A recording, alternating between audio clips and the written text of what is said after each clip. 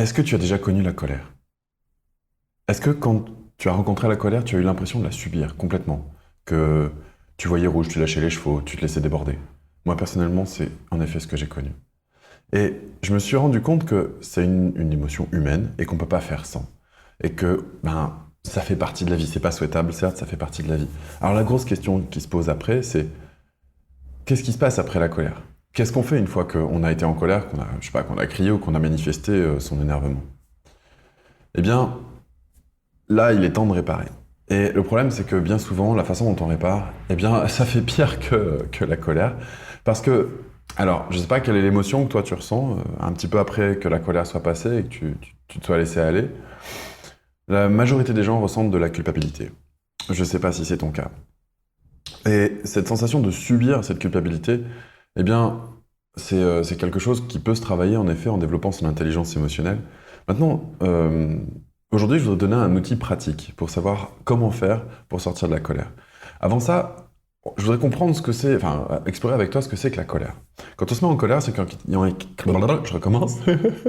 Quand on se met en colère, c'est quand il y a quelque chose qu'on est en train de recevoir qui ne nous convient pas, qui dépasse nos limites. Et à un moment donné, on a envie de dire stop. Stop, là, la limite, elle est dépassée. Alors je suis en colère. Et j'exprime ma colère. Et là, ça s'arrête ici. Pour le moment, je ne suis pas capable d'encaisser plus que ça. Bon. Et cette limite, au lieu de la spécifier avec bienveillance, on n'en est pas capable parce qu'on a juste trop encaissé, parce que c'est juste plus possible. Et donc, qu'est-ce qu'on fait quand on manifeste sa colère? On s'est senti ignoré, méprisé, on a eu l'impression que l'autre franchissait nos limites d'acceptation, et donc on va spécifier la limite. Mais à ce moment-là, l'autre n'est plus une personne, l'autre est un agresseur potentiel quand on exprime sa colère. Je sais pas si tu es d'accord avec ça. N'hésite pas à mettre dans les commentaires d'ailleurs si tu n'es pas d'accord avec ça. Et le fait de se mettre en colère vis-à-vis de quelqu'un, on le transforme en déclencheur de détonateur, et ce déclencheur devient le coupable. Et donc on le met à distance pour arrêter de se sentir agressé. C'est à ça que sert la colère en général, à exprimer le fait qu'on a besoin de se préserver. Et une fois qu'on a fait ça, eh bien, quand ça se repose un petit peu, on se rend compte que on culpabilise. On culpabilise d'avoir fait ça. Cette culpabilité, elle vient du fait que on a ignoré l'autre. C'est-à-dire que l'autre, on l'a vu comme un objet, l'objet de projection de notre colère, et on l'a ignoré. Et comme on l'a ignoré, eh bien, on se sent mal parce que on a agi d'une manière où on s'est transformé finalement en machine ou en monstre quelque part, et on s'en veut d'avoir crié parce qu'au final on l'aime cette personne. Alors qu'est-ce qu'on veut faire? On veut réparer. Mais qu'est-ce qu'on cherche à réparer? On cherche à réparer l'image de soi. On cherche à combler cette faille narcissique personnelle de se dire non, non, non, mais moi je veux être cette belle personne. Je veux être cette personne qui se met jamais en colère. Je veux vite, vite, vite, vite revenir dans mon idéal, dans cette vision de moi, de quelqu'un d'altruiste et d'agréable et de gentil. Et donc on va aller voir la personne. Et là, 90% du temps, ce que j'ai pu observer, ce que je faisais avant, c'est que j'allais voir la personne et que je m'excusais. Je lui présentais mes excuses, je disais je suis désolé, j'ai surréagi, tu mérites pas ça, etc. Blablabla. Et puis, j'ai réfléchi un petit peu, parce que je me suis rendu compte que finalement, ça changeait pas grand-chose, quoi. La personne l'entendait, bon, ok, éventuellement elle acceptait qu'on passe à autre chose. Mais le mal qui était fait, lui, il restait. Alors je me suis creusé la tête et je me suis posé la question. Qu'est-ce qui a fait le plus mal à l'autre dans cette situation? Est-ce que c'est ma colère? A priori, tout le monde peut être en colère, donc la colère peut se comprendre. C'est pas le fait d'avoir vu quelqu'un en colère qui est le plus difficile. C'est le fait d'avoir été écrasé par l'autre. Écrasé par la colère de l'autre. Parce que si moi je me mets en colère, l'autre, comment il le vit? C'est ça la question que je me suis posée. Moi, je projette. À ce moment-là, l'autre, qu'est-ce qu'il vit? Il rien, il s'écrase, il subit.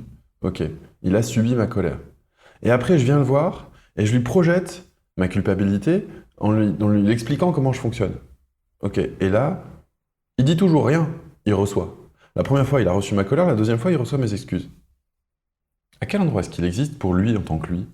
C'est-à-dire que ce qui fait que ça se passe mal dans la relation après, c'est pas tant le fait qu'on est craqué, parce que ça arrive à tout le monde. C'est le fait qu'on ait méprisé l'autre, qu'on ait fait comme s'il n'existait pas. Et donc, le conseil que je te donne, c'est le suivant. Je l'ai appliqué personnellement et ça a changé ma vie. Le peu de fois où je me mets encore en colère maintenant, ouais, le peu de fois, j'arrive pas à me souvenir quand. Cette technique-là, elle fonctionne vachement bien. C'est-à-dire que si tu comprends que émotionnellement l'autre, il a été juste inexistant quand tu as projeté ta colère, et il redevient inexistant quand tu projettes tes excuses, eh bien, ce phénomène-là, on peut le contrer facilement en le faisant exister sur le plan émotionnel. C'est-à-dire que j'ai jamais trouvé de meilleure façon de faire que d'aller voir l'autre, après avoir été en colère, et de lui dire Ok, bon, par rapport à ce qui s'est passé, comment tu l'as vécu, toi? Qu'est-ce que tu as ressenti? C'était juste, c'était injuste, c'était quoi? Comment tu l'as vécu, toi? Et là, j'ouvre un espace de parole. Et là, l'autre existe sur le plan émotionnel. Et là, il y a un échange possible. Et peu importe que je me sois mis en colère sur la forme, derrière, je lui permets à nouveau d'exister. Parce que c'est ça le fond du problème, quand on se met en colère, et que derrière, on présente des excuses. C'est juste pour soi. C'est d'un point de vue tout à fait narcissique pour garantir son image de soi. Mais en aucun cas, on répare la relation en faisant ça. On répare son image personnelle. Alors qu'en ouvrant une porte de discussion à l'autre, eh bien, on répare la relation, on permet à l'autre d'exister, de nous faire des reproches, éventuellement. Et en tout cas, de partir sur une relation franche, saine, honnête, authentique, où chacun a sa place. Je sais pas ce que tu penses de ce conseil. En tout cas, moi je l'ai appliqué et c'est extraordinaire. Bien sûr, la meilleure des solutions, c'est de pas se mettre en colère. Et pour pas se mettre en colère, comme je te le disais tout à l'heure, bah moi j'y suis arrivé petit à petit. Je me rappelle plus la dernière fois que je me suis mis en colère. Eh bien, il y a une chose simple à faire, c'est développer son intelligence émotionnelle. C'est quelque chose qu'on ne fait pas, c'est quelque chose qu'on n'apprend pas. Et on vit des émotions qui sont parfois très très violentes à l'intérieur de soi, mais on nous a appris à les masquer, à ne pas les donner. Et pour pallier à ça, pour pouvoir progresser et ne plus avoir à présenter tout ce pattern, cette suite logique de réparation de relations, le mieux c'est de ne pas endommager la relation. Pour ne pas endommager la relation, ça vient pas naturellement comme ça. En tout cas, moi, je l'ai travaillé avec l'intelligence émotionnelle. Et je propose un programme de développement d'intelligence émotionnelle que tu peux trouver sur mon site sans aucun problème, autonomieaffective.com. Je t'invite à aller voir. Je t'invite aussi à liker cette vidéo si tu penses qu'elle peut t'apporter quelque chose, à la partager si tu penses que ça peut apporter quelque chose à d'autres, t'abonner à la chaîne, pourquoi pas éventuellement, ça fera toujours plaisir, ça m'encouragera à continuer. Et sur ce, je te souhaite une excellente fin de journée. À bientôt. Salut.